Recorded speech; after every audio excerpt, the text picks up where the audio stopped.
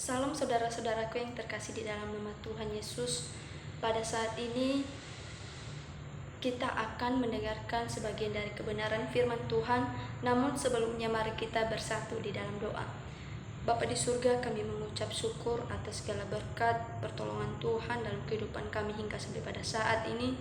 Dan pada saat ini Tuhan, kami datang untuk mendengarkan kebenaran firman-Mu. Engkau memberkati kami dan terlebih hamba-Mu yang akan menyampaikan kebenaran firman-Mu pada saat ini. Tuhan Yesus, Engkau memberkati, kiranya hikmat pengetahuan daripada Engkau turun ke atas hamba-Mu, supaya setiap apapun yang hamba-Mu sampaikan dapat menjadi berkat bagi kami semua dan terlebih untuk kemuliaan bagi nama-Mu. Terima kasih Tuhan, kami siap untuk mendengarkan firman-Mu. Di dalam nama Tuhan Yesus kami berdoa. Haleluya, amin. Salam saudara-saudaraku yang terkasih di dalam nama Tuhan Yesus. Pada saat ini, ketika kita mengalami suatu proses dalam mencapai suatu tujuan untuk kehidupan, untuk masa depan kita yang cerah, perlu kita memahami, yaitu ada banyak yang harus kita lakukan untuk menggapai hal tersebut. Ketika guru kita mengarahkan kita untuk meraih suatu prestasi, pasti guru kita mengarahkan kita untuk menjalankan suatu tahap-tahap yang bisa membawa kita untuk bisa mencapai atau menggapai sesuatu hal yang kita inginkan dalam kehidupan kita bersama. Nah, pada saat ini saudara-saudaraku yang terkasih dalam nama Tuhan Yesus, langsung saja mari kita buka Alkitab kita dari Matius, dari 1 Petrus ayat pasal 1 ayat 14 sampai 15. Di bawah perikop kekudusan dan kasih persaudaraan. Hiduplah sebagai anak-anak yang taat dan jangan turuti hawa nafsu yang menguasai kamu pada waktu kebodohanmu. Tetapi hendaklah kamu menjadi kudus di dalam seluruh hidupmu, sama seperti Dia yang kudus yang telah memanggil kamu. Nah, pada saat ini saudara-saudaraku yang terkasih di dalam nama Tuhan Yesus, yang menjadi tema kita pada saat ini yaitu diperintah supaya hidup dalam kekudusan. Hidup dalam kekudusan dalam artinya, mari kita mengetahui terlebih dahulu apa arti dari kekudusan. Kekudusan adalah pekerjaan anugerah Allah, bukan hasil kekuatan daging, sebab tanpa kasih karunia Tuhan tidak ada orang yang mampu hidup dalam kekudusan. Nah, saudara-saudaraku yang terkasih dalam nama Tuhan Yesus, bagaimana yang seperti dalam tema kita pada saat ini, diperintah supaya hidup dalam kekudusan. Seperti yang kita ketahui dalam ayatnya yang dalam 1 Petrus ayatnya yang pasal yang pertama ayatnya yang ke-16, ada perintah di mana Tuhan memberitakan atau diperintahkannya kita sebagai umat Kristen, orang-orang percaya, yaitu firman-Nya dalam ayat 16 ini berkata, sebab ada tertulis, kuduslah kamu sebab aku kudus. Itu adalah suatu perintah Allah kepada orang-orang percaya bahwa kita harus menjadi seperti Allah, mengikuti Dia, bagaimana hal yang dilakukan Tuhan, bagaimana Tuhan menginginkan kita sebagai orang percaya seperti Dia yang kudus, yang suci, tanpa bercela. Nah, saudara-saudaraku yang terkasih di dalam nama Tuhan Yesus, bagaimanakah hidup dalam kekudusan itu? menurut 1 Petrus pasal 1 ayat 14-15, yaitu yang pertama ialah menjadi anak-anak yang taat. Menjadi anak-anak yang taat dapat kita lihat dan atau kita dapat mengartikannya seperti yang pertama, yaitu menjalankan segala perintah Tuhan. Menjalankan perintah Tuhan dalam hal ini yaitu apapun yang Tuhan perintahkan kepada kita dalam firman-Nya, seperti dalam perintahnya ke-10 perintah Tuhan, yaitu jangan membunuh, jangan bersaksi dusta, jangan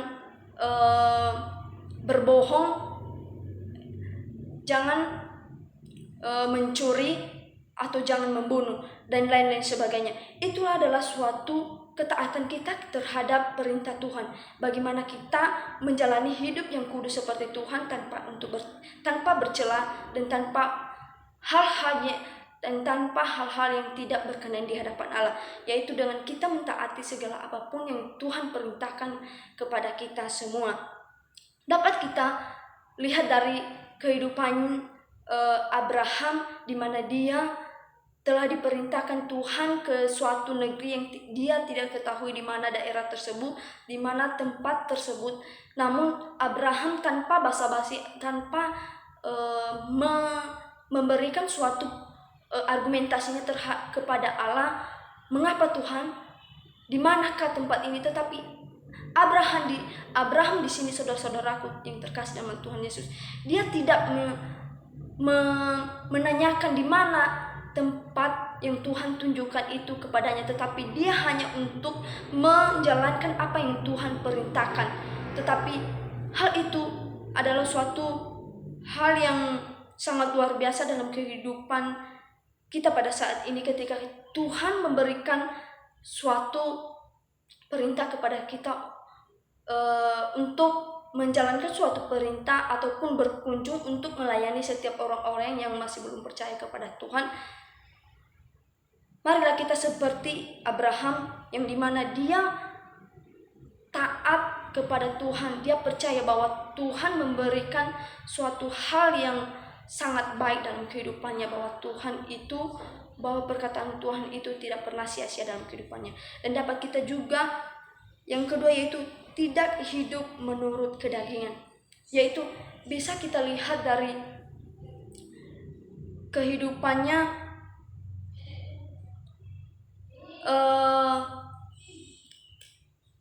Yusuf, bagaimana dia telah digodai oleh seorang wanita yaitu Potifar. Tetapi Yusuf pada saat itu dia tidak tergoda dengan godaan yang diberikan wanita tersebut yaitu Potifar, tapi dia hanya meninggalkan kainnya di tangan Potifar tanpa untuk melakukan hal-hal yang tidak diinginkan pada saat itu. Dan dapat kita juga lihat dalam kehidupannya si Nuh, bagaimana ketaatannya terhadap Tuhan.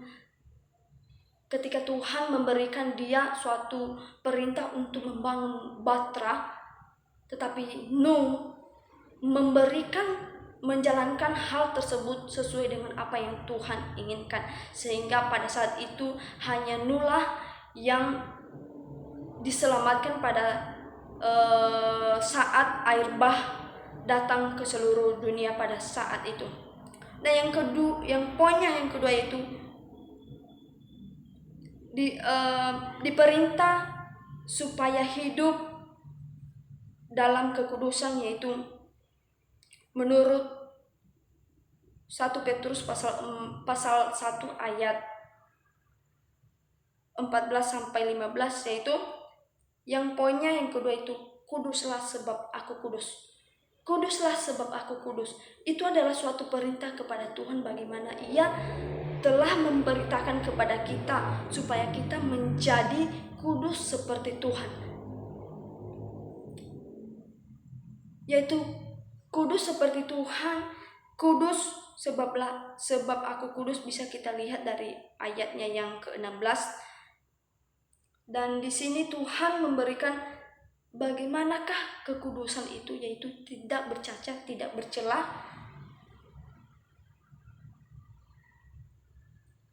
Seperti yang Tuhan nyatakan di sini, yaitu kita bisa mendapatkan atau kita bisa ada pada saat ini karena Tuhan telah menebus kita dengan darahnya yang mahal, bukan dengan emas perak, bukan dengan uang, tetapi Tuhan menebus kita dengan darahnya yang mahal, yang kudus, tanpa syarat. Dia rela mati di kayu salib, dia rela mati dicaci maki, dia rela mati untuk dicambuk untuk menebus segala dosa-dosa kita. Kuduslah sebab aku kudus. Bagaimana Kak? Yang poinnya yang pertama, memperbaharui pikiran dengan firman. Bisa kita lihat dalam Roma pasal 12 ayat 2.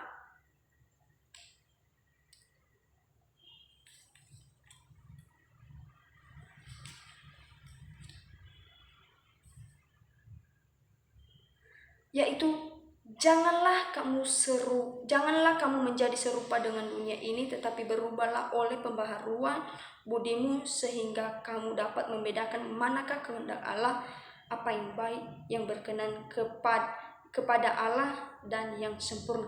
Yaitu adalah bagaimana kita ketika kita memperbaiki pikiran dengan firman. Ketika kita sering-sering untuk mendengarkan atau membacakan kebenaran firman Tuhan, pasti kita tahu dalam setiap ayat yang kita bacakan pasti ada sesuatu hal yang perlu kita syukuri karena bisa memperbaharui kita dalam hal-hal yang kita temui di dunia ini, segala apapun. Tetapi ketika kita berpegang teguh, ketika kita memfokuskan diri kita dalam firman Tuhan, pasti kita bisa menenangkan diri kita. Kita tahu bahwa Tuhan, selama ini saya melakukan ini. Ketika kita memperbaharui pikiran kita dengan firman Tuhan, pasti kita bisa tahu apa yang baik dan yang tidak baik.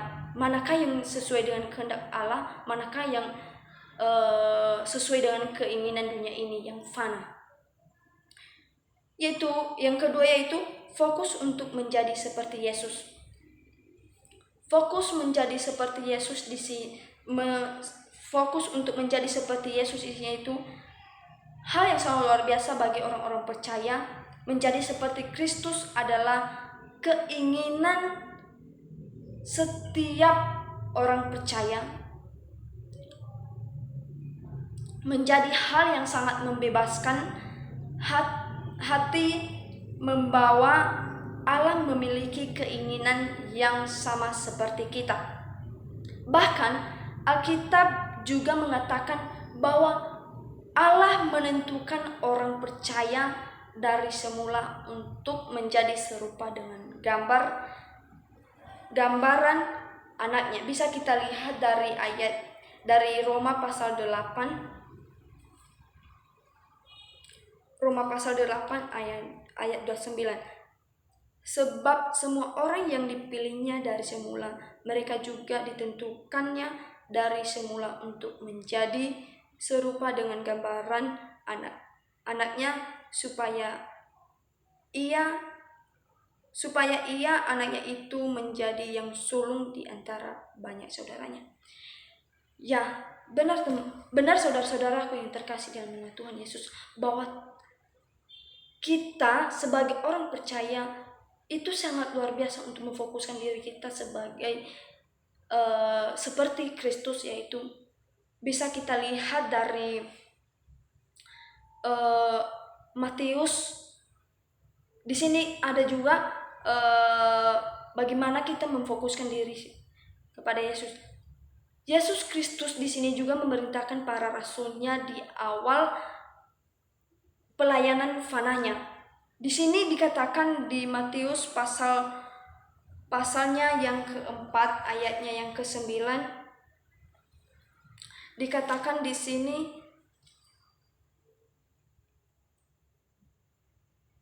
ialah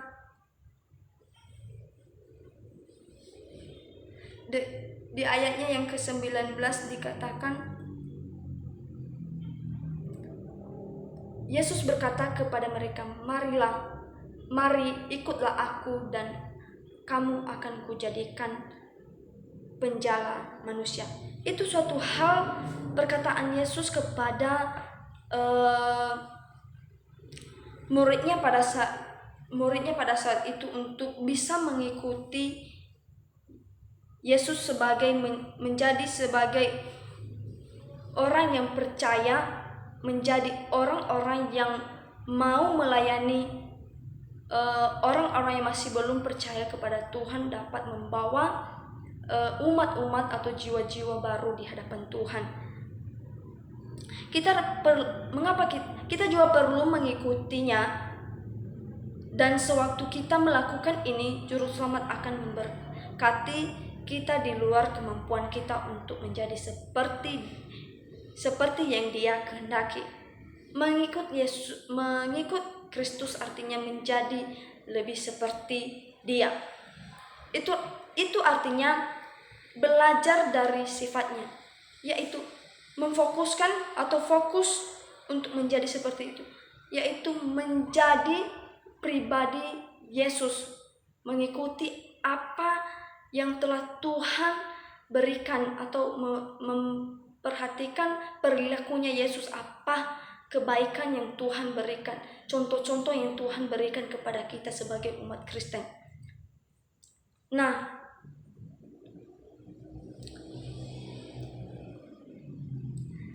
bisa kita lihat dalam kehidupan kita sehari-hari, seperti banyak hal yang perlu kita khawatirkan sehingga membuat kita bisa menjauh atau bisa menjauh dari hadapan Tuhan, sehingga kita tidak mengenal siapa kita sebenarnya. Tetapi di sini saudara-saudaraku yang terkasih, Tuhan memberitakan kita untuk bisa menjadi, supaya kita bisa hidup dalam kekudusan. Nah, untuk itu saudara-saudaraku yang terkasih dalam Tuhan Yesus, marilah kita menjadi seperti Tuhan, menjadi orang-orang yang takut akan Tuhan, dan bisa menjauhkan kita dari segala keinginan kita, segala keinginan dari kita di dunia ini. Mari kita untuk kudus seperti Tuhan, karena Tuhan telah memberitakan kepada kita, kuduslah sebab aku kudus.